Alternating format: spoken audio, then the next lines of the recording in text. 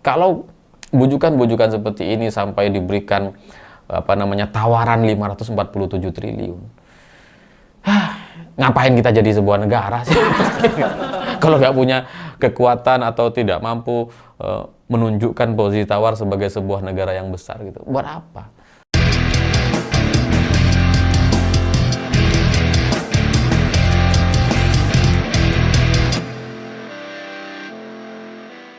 Selamat malam semuanya. Beberapa hari yang lalu ada satu peristiwa yang sangat-sangat penting bagi Indonesia, di mana Donald Trump sudah menetapkan bahwa tarif impor untuk masuk ke Amerika itu mencapai 32% untuk Indonesia, dan ini akan langsung berlaku pada bulan Agustus depan.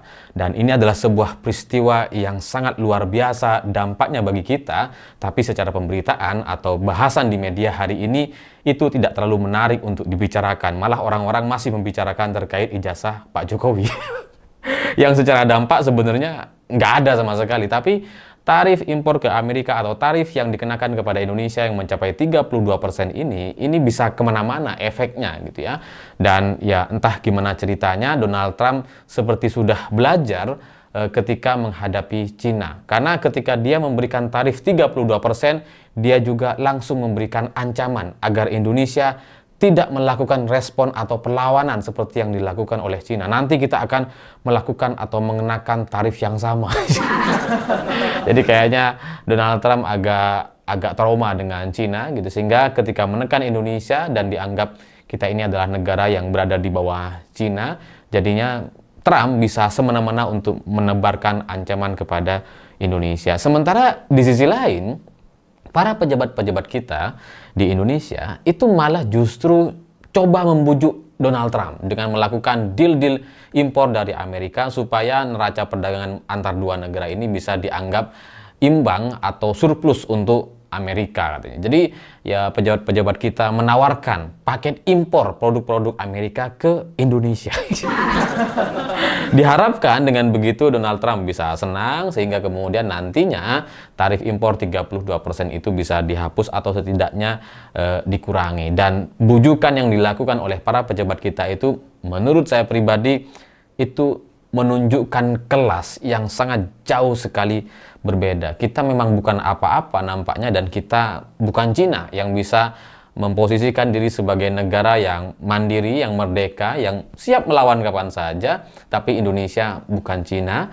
Jadi makanya kemudian Indonesia lewat pejabat-pejabatnya itu mencoba untuk membujuk Trump. Dan ini adalah sebuah tragedi atau contoh yang sangat tidak pantas rasanya ketika ada orang, ada kelompok atau negara diancam, dan kemudian respon negara yang diancam itu adalah membujuk.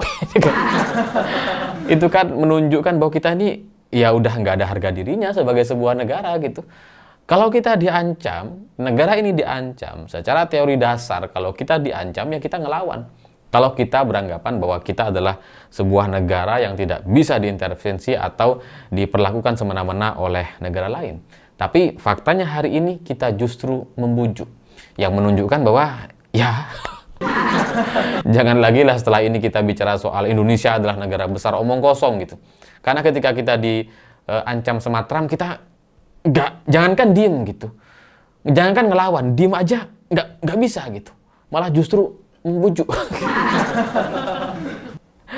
Setidaknya kalau kita memang sudah mendapatkan ancaman, harusnya kan ya diem dulu gitu, setidaknya memberikan jarak lah ya, supaya Donald Trump juga mikir-mikir, oh Indonesia kok diem nih gitu ya.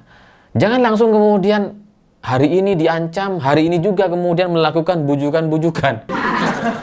Itu kan kayak kita nggak punya kekuatan sama sekali gitu. Dan bujukan yang coba dilakukan oleh para pejabat-pejabat kita itu jadi kayak aji mumpung gitu, kayak sekalian gitu ya, kayak mereka juga cari keuntungan pribadi. Karena nominal yang ditawarkan atau skema impor dari produk-produk Amerika ke Indonesia supaya neraca perdagangan Amerika itu surplus atau setidaknya imbang, itu secara hitung-hitungan menurut saya nggak masuk gitu.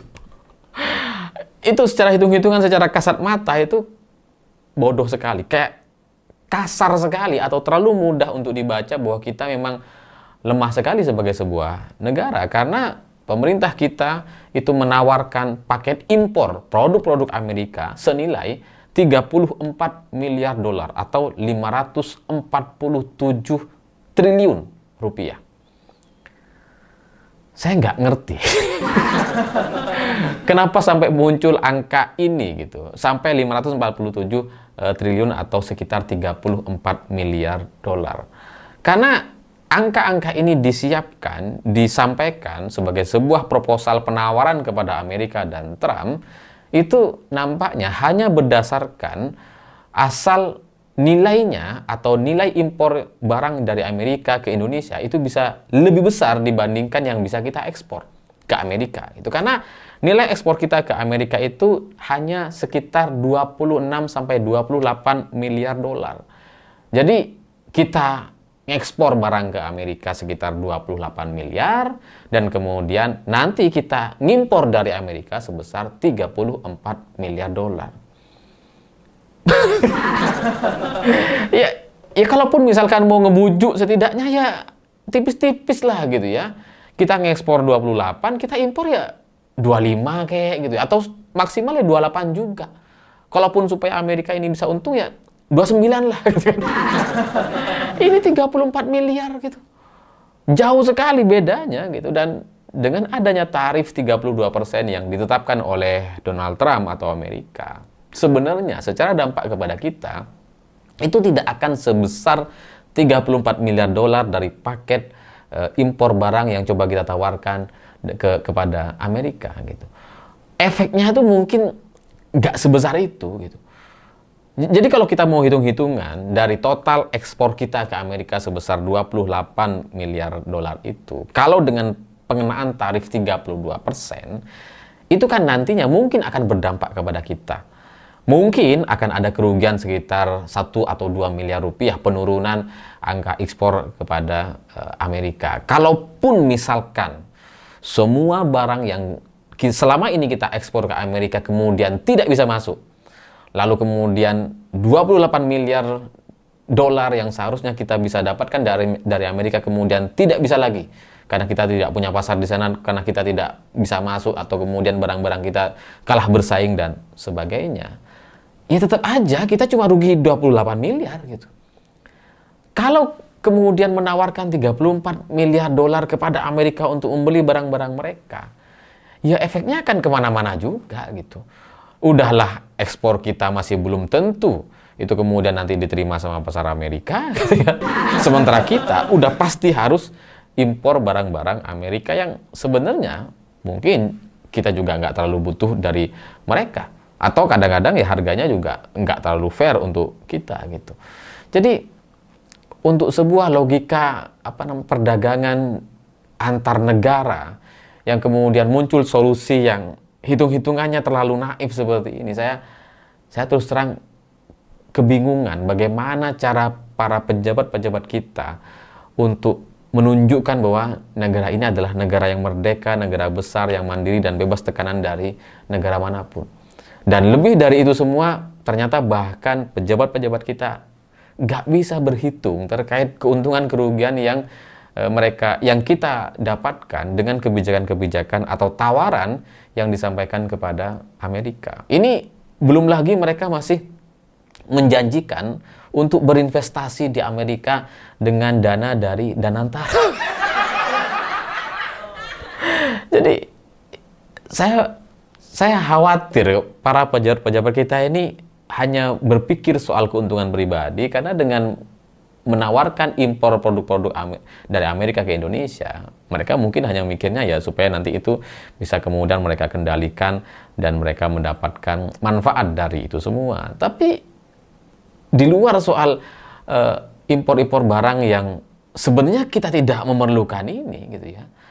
Ya untuk apa gitu? Untuk apa kita menyiapkan semacam bujukan kepada Donald Trump sampai 547 triliun? Ngapain gitu? Dan lagian Donald Trump ini orangnya yang dia orang yang nggak tahu aturan gitu. Kan usulan-usulan seperti ini itu udah beberapa kali kita sampaikan jauh sebelum sekarang, sebelum diketok palu gitu ya, sebelum ditetapkan sama Donald Trump. Tapi kan ya nggak pernah ada pembicaraan yang kemudian berkembang gitu.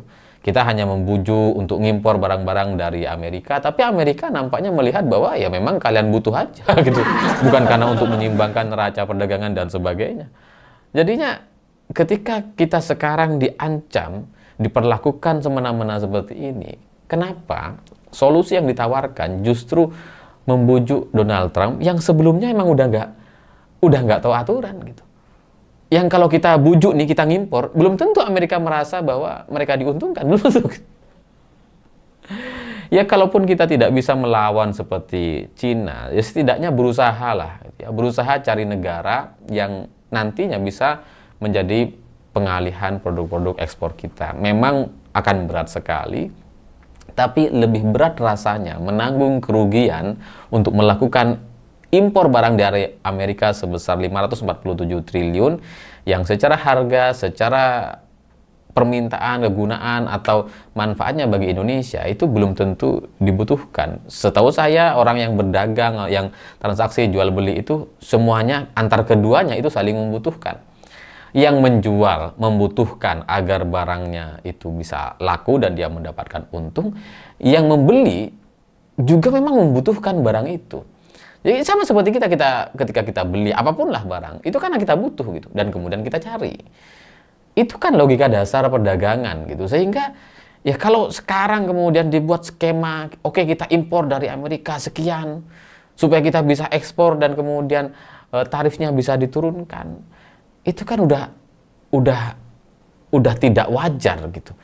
Jadi saya khawatir kita nantinya akan dibanjiri dengan produk-produk Amerika yang secara kualitas atau permintaan pasar di Indonesia seperti sebenarnya tidak terlalu dibutuhkan atau tidak sesuai dengan minat atau level konsumen kita gitu. Dan lagian kalau kita mau bicara soal ekspor barang ke Amerika dengan tarif yang 32% itu, sebenarnya yang khawatir nggak cuma kita, nggak cuma produsen yang ada di Indonesia, nggak cuma eksportir kita, tapi juga importir dari Amerika juga pasti mereka khawatir gitu, karena mereka juga butuh barang kok. Gitu.